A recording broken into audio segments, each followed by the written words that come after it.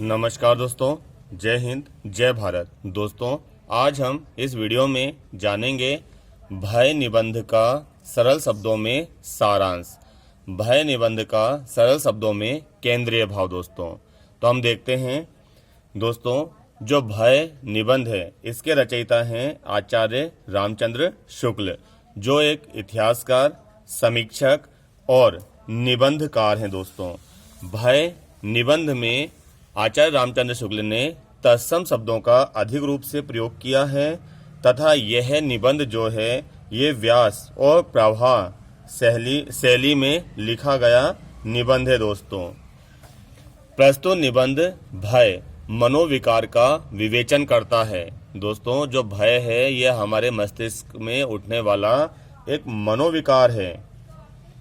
भय को परिभाषित करते हुए निबंधकार ने स्पष्ट किया है कि भय आने वाली विपत्ति या दुख के साक्षात्कार से उत्पन्न होता है।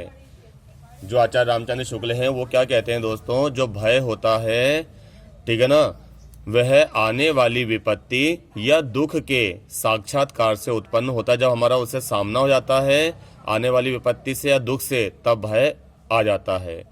इसमें मनोदशा या तो स्तंभित हो जाती है, यानी कि हम जड़ हो जाते हैं, एकदम घबरा जाते हैं, ठीक है ना, कुछ कर नहीं पाते हैं, सुन्न हो जाता है, मतलब हमारा दिमाग। मनोदशा या तो स्तंभित हो जाती है या आवेग से भर उठती है। जो भय को असाध्य मान लेता है उसकी मनोदशा स्तंभित हो जाती है, यानी कि जो सोच लेता है, जो व्यक्ति ऐसा सोच लेता है कि भय तो असाध्य रोग है, ठीक है ना, मतलब इसे साधा नहीं जा सकता, यानी कि ये असाध्य है, तो उसकी मनोदशा स्तंभित हो जाती है, ठीक है ना। वो भयभीत हो जाता है, डरपोक बन जाता है, कायर हो जाता है। साहस न होने और कठिनाइयों से डरने वाले मनुष्य के भीतर भय इसी रूप में सक्रिय रहता है। जिसमें साहस नहीं होती है, जो कठिनाइयों से डरता है, उसके भीतर भय इसी रूप में सक्रिय रहता है। किंतु जब साहसवान बनकर मनुष्य भय के निवारण हेतु प्रयत्नरत होता है, तब भय साध्य हो जाता है, ठीक है ना। तो यानी कि क्या बोल रहा है, जब हम साहसवान बनकर भय से टक्कर लेंगे, उसका प्रयत्न करेंगे कि भय को कैसे दूर करें, तब भय साध्य हो जाता है। और भीरू रहोगे तो वह असाध्य बन जाएगा। कायरता भी भय का रूप है। जो कायरता होती है दोस्तों, वो भय का रूप है। कायरता के अंतर्गत कष्ट न सह पाने की भावना और अपनी शक्ति पर अविश्वास ही मूल बिंदु है। यह भीरुता या कायरता जीवन के अनेक क्षेत्रों में दिखाई देती है। कायरता भी दोस्तों भय का रूप होता है। कायरता के अंतर्गत कष्ट न सह पाने की भावना और अपनी शक्ति पर अविश्वास ही मूल बिंदु है। दोस्तों, यह जो कायरता होती है, भीरुता होती है, जीवन के अनेक क्षेत्रों में दिखाई देती है हमें। आशंका भय का ही एक अंग है।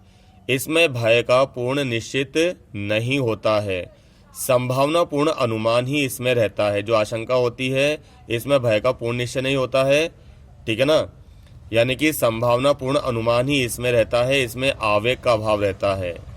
भय के सामाजिक प्रभावों की चर्चा करते हुए शुक्ल जी ने स्पष्ट किया है कि भय जनजातियों में, जो आदिम जातियां हैं और अशिक्षित समाज में अधिक रहता है। यानी जो डरपोक होते हैं, जिनके जो भय होता है, जिनके अंदर, किन आदमियों के अंदर होता है, जो जनजाति वर्ग होते हैं, जो अशिक्षित लोग होते हैं, उनमें भय ज़्यादा रहता है दोस्तों, ठीक है ना। जब तो हम लोगों ने पुराने लोगों ने जिससे भी वो डरे, आंधी से डरे तो आंधी देव हो गए, अग्नि से डरे तो अग्निदेव हो गए, बारिश से डरे तो इंद्रदेव हो गए।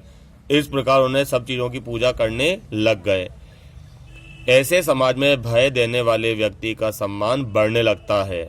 जबकि हमारे श्री कृष्ण ने कहा है कि इंद्र से क्यों डरते हो, ठीक है ना, ये बारिश से क्यों डरते हो, कहा था ना कृष्ण भगवान ने जब गोवर्धन पर्वत उठा लिया था। यानी कि उन्होंने भय को दूर करने के लिए कर्म का सहारा लिया। काय का सहारा लिया?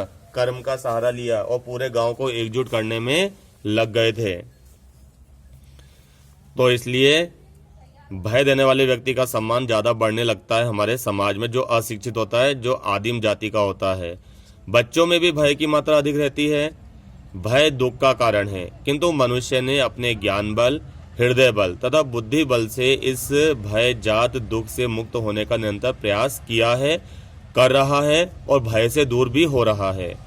अपने इन बलों से मनुष्य ने मनुष्योत्तर संसार से आने वाले भय को तो कम किया है, किंतु अब भी मनुष्य से भयभीत है। यानी कि उसे अब इंद्रदेव का, वायुदेव का, आंधी का, तूफान का, समुद्र देव का भय तो नहीं है, परंतु मनुष्य से आजकल भयभीत है। कहीं मेरी जमीन तो नहीं दबा लेगा, कहीं मुझे मार तो नहीं देगा, कहीं मेरी चोरी तो नहीं कर लेगा घर में से, इस प्रकार का। यानी कि आज नए भय का जन्म हो गया है, अर्थात मनुष्य का शत्रु है।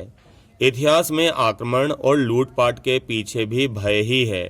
इतिहास में आक्रमण और लूटपाट के पीछे भी क्या है? भय ही एक कारण है। निर्भयता को शुक्ल जी व्यक्ति और समाज के विकास हेतु आवश्यक मानते हैं। यानी जो निर्भयता होती है उससे व्यक्ति और समाज का विकास होता है दोस्तों। और ये भय क्या करता है? हमें अंधकार में ले जाता है।